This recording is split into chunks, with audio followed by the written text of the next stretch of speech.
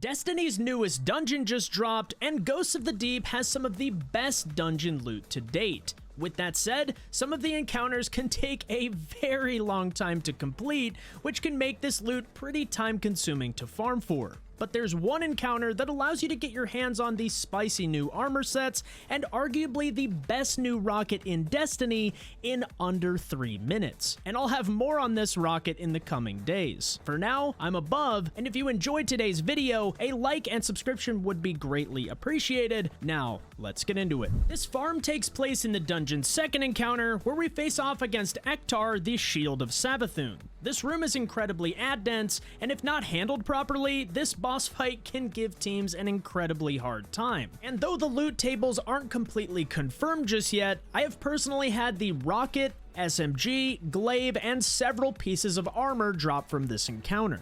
First up, let's talk about team comp. I recommend one Well of Radiance Warlock with Sunbracers for ad clear, a Tether to give us a 30% debuff, and the last spot is reserved for a DPS super of your choosing. There are tons of amazing options, including Gathering Storm, Blade Barrage, and Thunder Crash, just to name a few.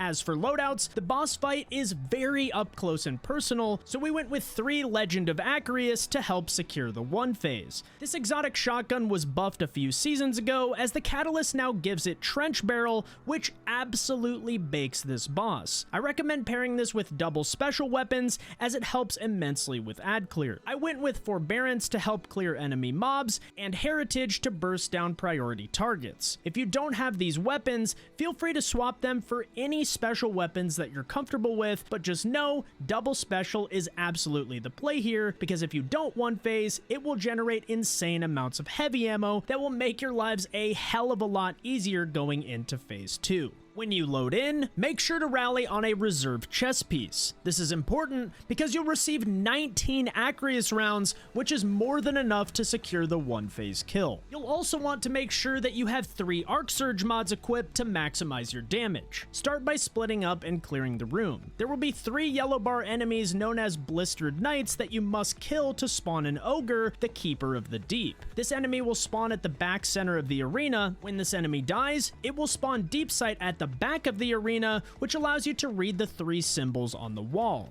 You'll need to take these symbols, dive underwater, and locate the corresponding symbols to activate them to progress the encounter. I recommend sending one person down below to activate the symbols, and though it may take some time for them to optimize their pathing, the symbols do have static locations, which makes it pretty easy to get the hang of. This leaves 2 people up top to ad clear, one of which will be your Sunbracer Warlock, which makes light work of this room. If you haven't seen my video on this build just yet, it's pretty nutty, so I'll link it down in the description below so you can put it to good use here. For every symbol activated by your swimmer, it will spawn a yellow bar wizard in the boss room. Your teammates can then kill these as they appear, which will give them a buff by the name of Vestige of Light. We'll need to take this buff and deposit it into the shrines, and when all 3 of them have been banked, DPS will begin. To optimize this a bit, I recommend saving one of the closer dunk locations for last, as it ensures that your team can get to DPS as quickly as possible. You'll also want to leave the last wizard alive until your entire fire team is back in the boss room and ready for damage, because damage begins the second you dunk the final vestige. I also recommend that your warlock isn't the one depositing the final buff, as you'll want them to be positioned to pop their Well of Radiance when the damage phase begins. When the final vestige has been dunked,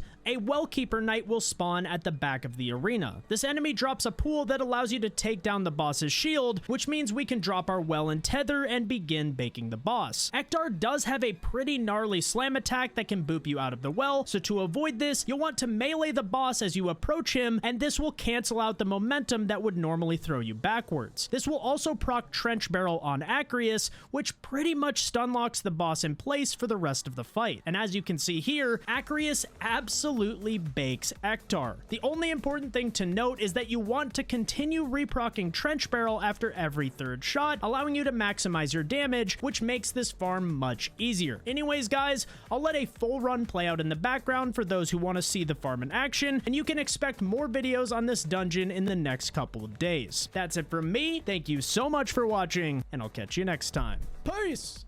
Okay, Yes, Surge. Alright, let's go.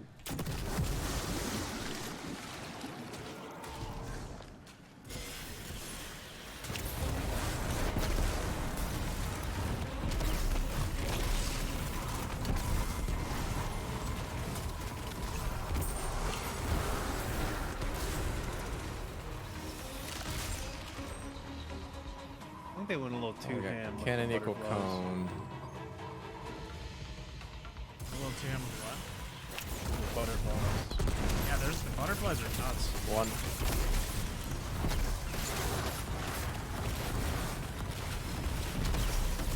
Okay, I got one over here. I can get it. Two. I'll give up. I'm gonna go Three. dunk this one a bit. The other Oh one's my up gosh, I'm here gonna too. die. We're good. A little late, but I'll be good. One on me. This is gonna respawn because the ghost went into the floor. Okay. I'm gonna deposit right. Last deposit will be left side. Yeah, go ahead.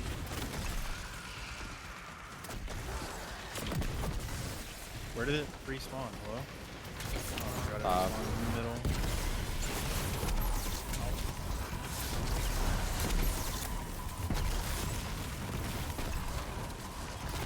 Get ready, Becker. Yeah, go ahead and get ready.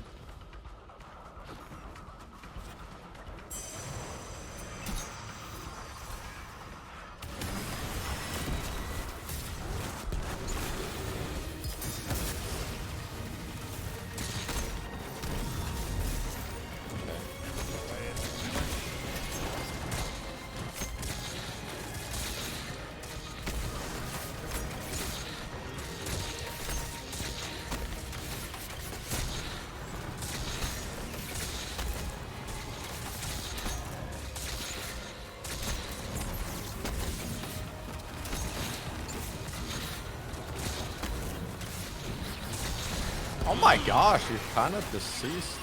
Kinda I gaming. had 3 extra ammo at the end too. Yeah, I actually had extra ammo. So we all hit our shots, got it.